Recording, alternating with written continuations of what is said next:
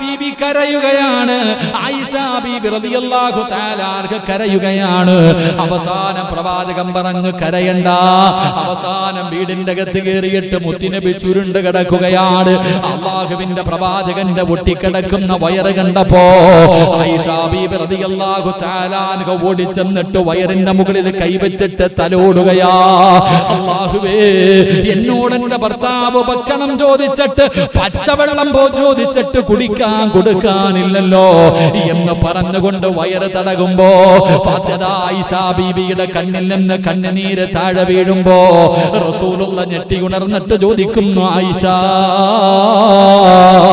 എന്തിനാണ് ആയിഷ നീ കരയുന്നത്? നബിയെ, അങ്ങയുടെ അവസ്ഥ കണ്ടിട്ടാണ്. അല്ലാഹുവിന്റെ റസൂൽ പറഞ്ഞ ഒരു മറുപടി ഇന്നത്തെ സർവ്വ പെണ്ണുങ്ങൾക്കും പഠിക്കാനുള്ളതാണ്. ഇന്നത്തെ സർവ്വ പെണ്ണുങ്ങളും, എല്ലാ ഭാര്യമാരും, എല്ലാ പെണ്ണുങ്ങളും